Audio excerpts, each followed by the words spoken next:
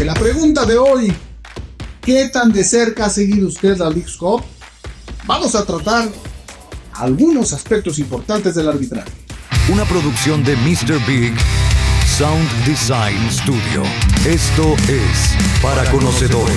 Historias entre rojas y amarillas. Con Arturo y Eduardo Bricio. Para conocedores, el árbitro es el rey.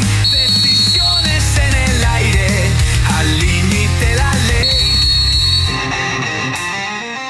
Para conocedores, Arturo y Eduardo Bricio les saludan con afecto. ¿Cómo estás, querido hermano? ¿Qué tal, don Arturo Bricio Carter? Pero vamos a empezar con un tema bastante molesto, escabroso e indignante, Eduardo. Las amenazas que recibió nuestra compatriota, nuestra colega, Katia Itzel García, después de dirigir un partido de la Leagues Cup.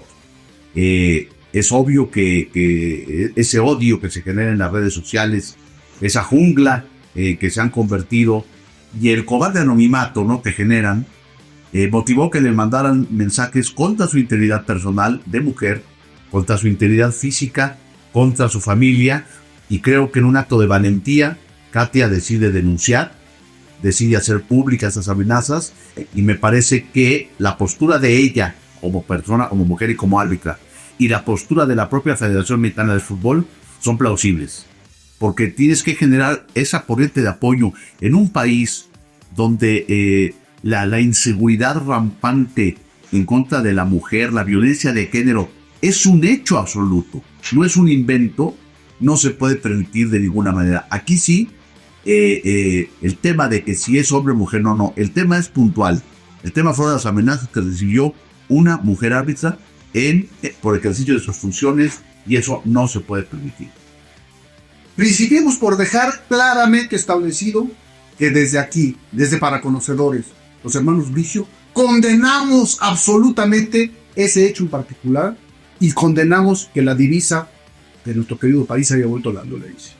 La tenemos que erradicar. No podemos permitir este tipo de situaciones. Y tiene, aunque tú haces muy claramente la diferencia, de que no hay diferencia o no hay mucha diferencia entre que amenacen a un hombre, una mujer, un árbitro, un jugador, yo sí me gustaría hacer énfasis en que en los tiempos que estamos viviendo, que se trata de una mujer, es mucho más grave. Fue un partido de Rayados. La acusan de un fuera de juego, que si lo ves con Teodolito, quizá fue una decisión equivocada, pero por milímetros, por centímetros, y fue amparada esa decisión sobre el VAR. Entonces se vuelven locos algunos aficionados de la región montanos, porque hay que decir que es una de las mejores aficiones de la afición regia. No vamos a satanizar a la afición regia por 3 o 4 o 10 o no sé cuántos hayan sido individuos inadaptados que porque se pierde un partido de fútbol incurren en estos actos de amenazas y de violencia. Sí, hay que recordar que toda la tecnología que está puesta en los estadios es la de la MLS, que es muy buena. Entonces, en ese gol en particular, Karen Díaz, nuestra otra compañera y queridísima amiga, ella levanta la bandera y Katia Itzel anula el gol. Pero el VAR le dice, no, el gol está convalidado, y lo convalida, lo da. Entonces, ¿dónde está el robo? ¿Dónde está el atraco? Y aunque fuera una decisión equivocada, es inadmisible lo que sigue, ¿no? Y efectivamente, no se trata de satanizar a una afición, a una ciudad, por 3 o 4 o 100, o a un equipo, ¿no? O por 100 prófugos del ácido fólico, como son esta bola de retrasados mentales que avientan en las redes todo su veneno. Y además, insisto, el tema de la cobardía absoluta, ¿no? Ahora, históricamente, ya establecimos la condena desde el foro de Para Conocedores, nuestra solidaridad absoluta con Katia Itzel, y ella tiene que estar preparada, no para este tipo de ataques porque son inadmisibles, de acuerdo, pero sí preparada para lo que venga, porque al final vivimos en un medio complicado. El árbitro es sujeto de ataques, es sujeto de condenas, y de pronto hay que aprender a que eso, mediante la templanza, la preparación, el apoyo familiar, ella pueda seguir adelante en su exitosa carrera, ¿no? Y desafortunadamente no es la primera vez que esto ocurre. Mira, yo recuerdo cuando pitaste la final de la Copa América, precisamente en Montevideo, jugó Uruguay contra Brasil, y se coronó con la celeste puesta sobre el pecho el equipo uruguayo. ¿Qué años serían? Fue 95, yo pienso 95. Fíjate, ese partido, entre otras particularidades, marcó el fin de la era con la celeste de Enzo Francesco. Fíjate. O sea, un legendarísimo y extraordinario fútbol. Y qué manera de marcar el final coronándose en un torneo tan importante.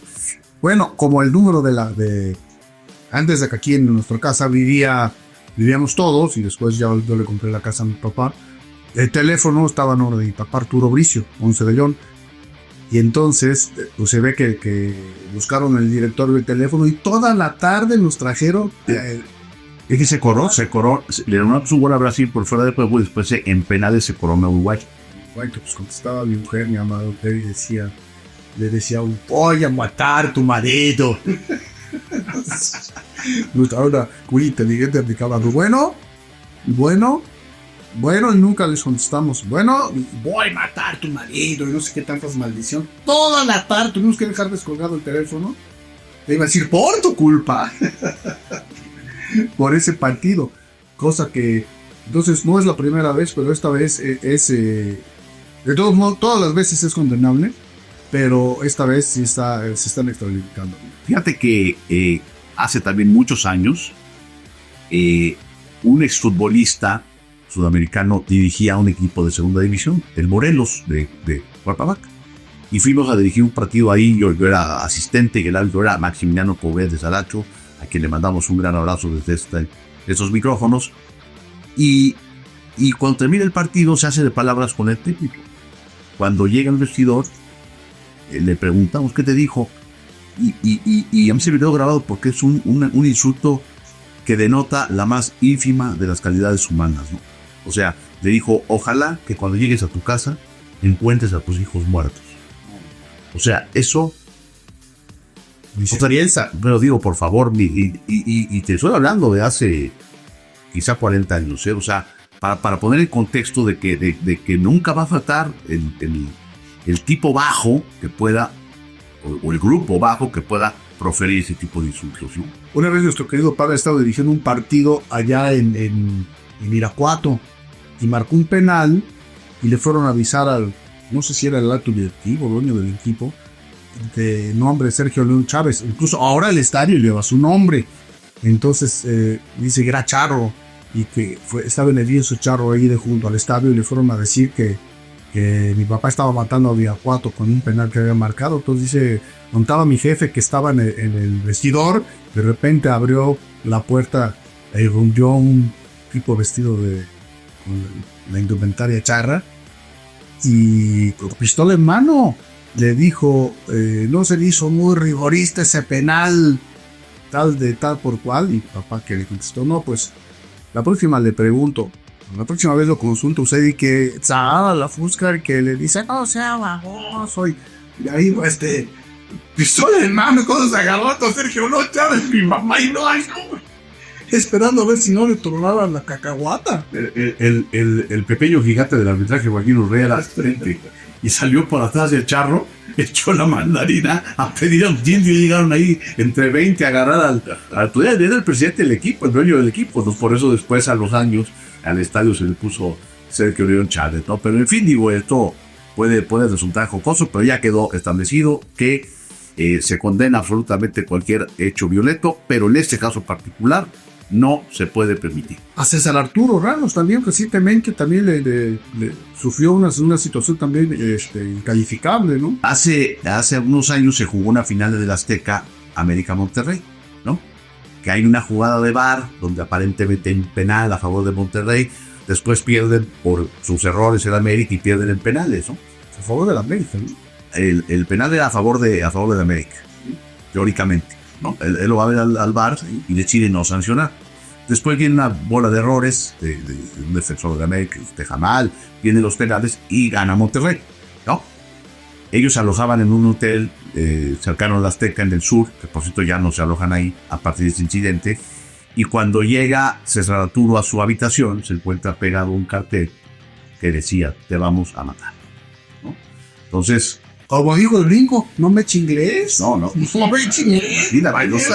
O sea, y además volvemos al tema. Si la divisa, desgraciadamente, de nuestros tiempos es la inseguridad y la violencia, pues no te puedes de tomar a la ligera una advertencia de esas, man. Entonces, bueno, pues ya imagino el mundialista se haber puesto color papel, ¿no? Bueno, dicho lo anterior y una vez dejando claramente establecida la condena a este tipo de eventos, ¿qué te parece si entramos en materia arbitral de lo que ha ocurrido en la Leagues Cup, querido hermano? Sí, vamos a comentar algunas cosas que nos parecen bastante interesantes y las queremos compartir con el público, ¿no? Sí, por supuesto. Mira, ¿qué te parece si empezamos con la expulsión de Keylor Navas en el partido de Pumas? Muchos creen que la expulsión se debió a una clara y manifiesta oportunidad de gol, pero no fue así. La expulsión de Keylor Herrera, precisamente su tocayo, como dices tú, y su paisano, porque también era tico, se debe a la violencia con la que Keylor arremete contra su adversario. Sí, escuché una transmisión que algún comentarista decía, es que ¿cómo va a ser oportunidad manifiesta de gol o va a lograr una oportunidad manifiesta de gol si hay 5 defensores Pumas? Efectivamente, como tú dices, la entrada que es fuera del área es una barrida a destiempo que agarra completamente pero seco a su oponente. Es lo que este chico Keylor Herrera, que además arbitra muy bien, arbitra muy bien. Todas las decisiones importantes del partido lo tomaron a 4 metros. O sea, se coloca muy bien, tiene una gran condición física y califica muy bien las faltas. Ahora, ¿por qué no es oportunidad manifiesta de gol? ¿O qué requiere una jugada para hacer oportunidad manifiesta de gol? Ilústranos, por favor. Mira, vamos a tratar ese tema, pero me gustaría antes tocar el tema de la expulsión de Falcón en el partido del Inter de Miami. Claro, porque son situaciones de alguna forma que se pueden ver desde la misma óptica, ¿no? De la misma óptica. Ahí nuestro árbitro fue el querido Daniel Quintero y termina expulsando al jugador del Inter de Miami ante la queja de Mascherano. Mascherano se queja porque pitó un mexicano a un club mexicano. Creo que en el fondo tiene razón.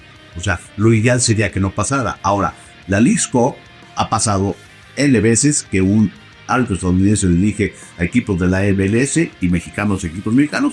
Quizá para el futuro sería bueno hacer el tema neutral. Pero particularmente esa jugada es un balón retrasado en dirección del guardameta, pero que el defensa Falcón la deja pasar y queda prácticamente a la mitad en tierra de nadie entre él y su guardameta, con el problema de que Cambindo, el delantero de Necaxa, va a ganar ese balón. Sí, pero si él se hubiera quedado inmóvil no pasa nada, pero él se desplaza de manera que se interpone entre Cambindo y la pelota. Y lo acaba tirando, Lo acaba tumbando. Lo acaba tumbando. Entonces aquí, punto número 1, se necesita cometer una falta.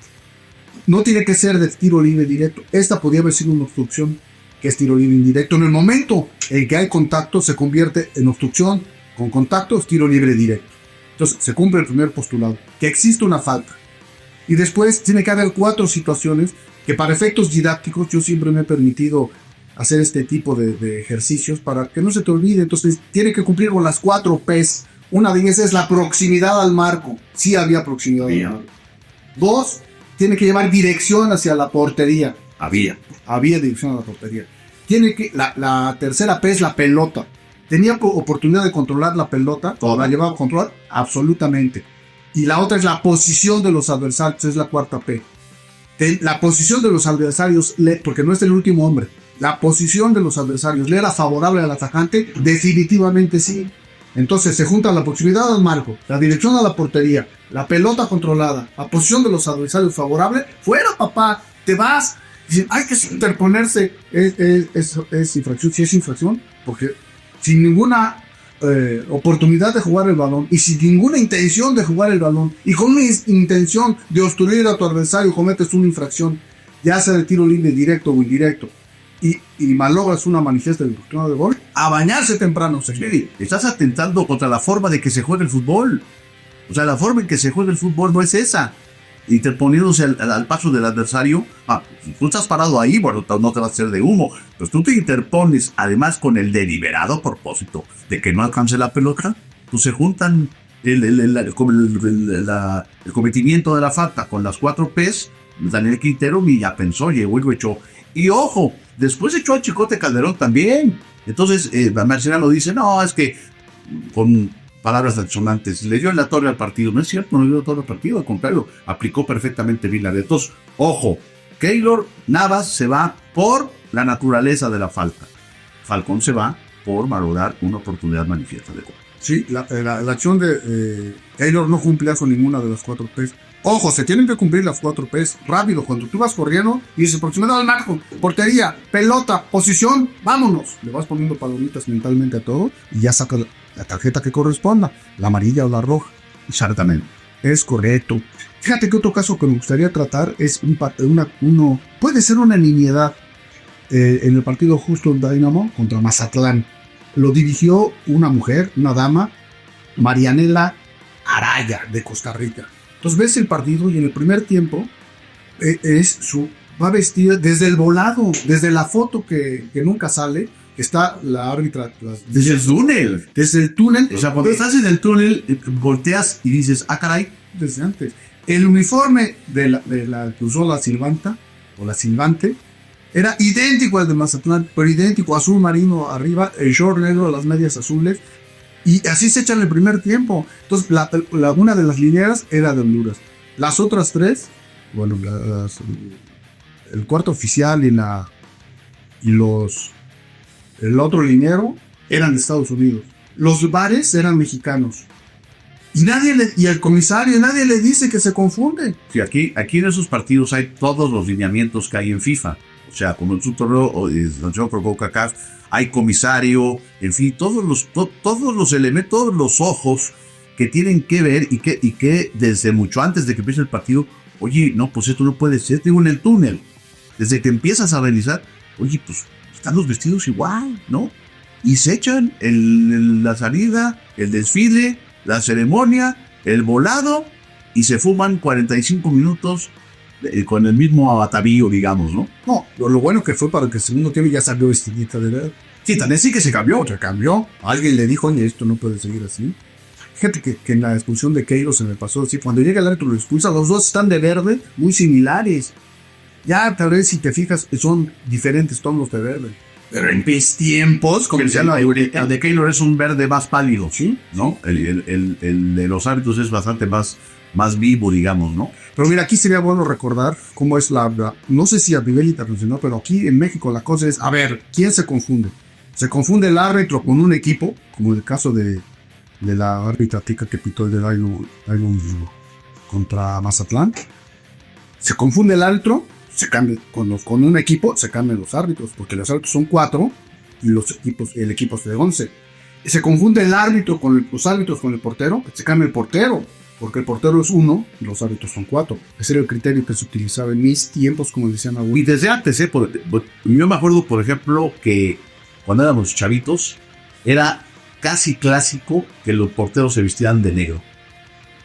Y había unos muy elegantes, ¿no? Me acuerdo, bueno, tuvo Gómez, ¿no? De varios porteros. De Villachín. Bueno, de Villachín, Araña Negra. Por eso todos se querían vestir de negro. Claro, y después se cambió porque el árbitro se vestía de negro, ¿no? Y entonces ya empezaron, luego vino Nacho Calderón con sus suéteres vistosos, en fin. Pero el tema era, bueno, Campos después, pero el tema era el hecho de salir todos con diferente uniforme, ¿no? Diferente uniforme, y en el caso de Keylor, yo pienso que no. Mira, también muchos árbitros se escudan. No es que aquí en México y también en la FIFA dicen, es que el que determina los uniformes es la liga o es la FIFA, sí, pero la regla está por encima de todo. No, por supuesto. Yo soy el árbitro, yo soy la máxima autoridad del terreno de juego, y por más que la liga haya dicho que el portero podía salir de rojo, si yo salí de rojo se me cambia porque está por encima la regla del juego que cualquier disposición de la liga, ¿no? Hubo otra acción interesante en el partido de la América contra Minnesota. El primer gol de Minnesota es una jugada en la cual va el delantero que mete el gol y choca con Lichnowsky. Pero también escuché en las transmisiones que decían que el cuerpo y que el paso adelante y que... A ver, espérame, una cosa es el cuerpo, cuando usas el cuerpo para proteger la pelota. Otra, cuando chocas hombro con un adversario, que posiblemente tu fortaleza física te haga ganar. Y otra cosa, que lo empujes. Y en esta jugada es un aventón. O sea, cuando va a cerrar el goleador de América, le mete un aventón que hasta el brazo queda en alto. Entonces, el árbitro que era Drew Fisher, un árbitro canadiense, que a ti te gusta como arbitra, a mí no, da el gol y el VAR tampoco interviene. El VAR estaba comiendo tortas, diría nuestro buen amigo Miguel Herrera. Y pues se convalida un gol que, en mi opinión, no debió de montar. Fíjate que me ha impresionado a lo largo de todo el torneo la verticalidad con la que atacan los equipos de la MLS. Y esa no fue la excepción. El portero al defensa y mete un pase filtrado, mortal. Y también durante la transmisión escuché que alguno de los analistas decía, pues Lichnowsky, en lugar de cortarlo, hubiera dado un paso al frente y lo deja fuera de juego. No, en el momento del toque, el autor del tanto está en su propia mitad de terreno. Entonces, ¿cómo se hubiera visto Lichnowsky si se adelanta y se pasa a la otra mitad del terreno y se dice, ¡pásale! Entonces, que no se les olvide. No hubiera sido su tarde, porque aparte de todo lo echaron. Lo empujaron. Lo echaron, y si hubiera hecho la recomendación de uno de los analistas de salirse, vamos, le regalaste el gol, ¿no? Le regalaste el gol, absolutamente. Y fíjate que otro tema, quizás ya sea el último que tratemos el día de hoy, ese de los penales, ¿no? Pasaron cosas agradables, interesantes o polémicas. Una de ellas, también yo vi que había un poquito de confusión durante la transmisión con la famosa paradiña. Debemos de dejar muy claro, la paradiña es en el momento final, en el momento sublime de patear el balón, ahí es donde no te puedes detener. Tú puedes avanzar 3 pasos, detener. Un paso, detenerte. 2 pasos más y detenerte, y ya dar los 2 últimos pasos y disparar. Hizo 3 paradiñas, esas son paradiñas. La paradiña es en el momento del disparo. No puedes llegar y ¡pum! Pararte ya al momento de disparar, hacer un alto total y luego cambiar la jugada. Ahí en ese momento se anula el tanto si es que lo clavaste y se amonesta al tirador y se anula con un tiro libre indirecto. Que yo estoy en contra de esa situación porque la infracción se comete antes de que el balón esté en juego. Entonces, ¿cómo vas a dar una sanción técnica cuando el balón no está en juego? O sea, en mi formación arbitral y reglamentaria no me entran acá, pero así lo determinó la FIFA. De hacer una sanción disciplinaria cuando el balón todavía no está en juego. Pero lo que donde quiero aterrizar es que la paradiña es en el momento sublime y final de patear el balón. Sí, que de alguna manera alguien decía hace años que el penal era un fusilamiento, digamos. Entonces, bueno, el hecho de que en el último momento, el momento sublime, como bien lo dices, el jugador haga esa paradiña, haga ese detenimiento, pues mata al portero. No lo deja completamente fuera, ¿no? Y aquí ya te quiero, antes de que terminemos, quiero hacer una acotación, que es más de una pregunta. ¿Por qué los porteros quieren adivinar a dónde van los tiros? Digo, me imagino que se lo dicen sus entrenadores. Pero, 2 cosas. Yo le puedo garantizar que si el portero se quedara parado, por lo menos para un penal. Porque hay tiros que van en su zona, pues, al medio. Y la otra, que es donde yo baso mi pregunta, puede ser una pregunta absurda, pero retórica, retórica, digamos. ¿Qué es lo primero que te dicen en cualquier deporte de pelota? No pierdas de vista la bola. En el soccer, en el americano, en el básquetbol, en el vóley, en el golf, en el base. No dejes de ver la pelota. Entonces, pues yo pienso que el portero debería nunca dejar de ver la pelota y ver para dónde va, ¿no? Pero bueno, generalmente se avientan antes, ¿no? Y yo creo que gana una ventaja si el disparo va hacia el lado. Sí, la adivina. Claro. A lo mejor tiene más posibilidades de tenerlo. Pero pues es un volado, ¿qué posibilidades tienes de tenerlo? Igual si te quedas parado, nunca te van a hacer la panica. Nada más. Sí, claro. Y ayer, por ejemplo, en la serie penal de Cruz Azul, bueno, el portero del equipo de Estados Unidos, en todas se acostó a un lado. En todas, ni siquiera se acostaba a un lado. Bueno, ya, hermano, pues por lo menos se metía darle un guiño, darle un beso. No sé. Pero bueno, el chiste es que esto fue totalmente fuera del tema arbitral, ¿no? Así es, querido hermano, pues el tiempo se nos agotó. Como cada semana siempre es un placer platicar contigo, vivar de tus conocimientos, de tu simpatía, de tu carisma. Y pues nos vemos la semana que entra. Esto es para conocedores. Sí, señor. Síganos en redes sociales, en Spotify. Y estamos siempre a la orden en este apasionante punto del arbitraje. Somos los vicios, no nos fallen, amiguitos. Para conocedores, el árbitro es el rey. Decisiones en el aire, al límite la ley, con valor y adrenalina, el juego va a arder. Es momento de aprender.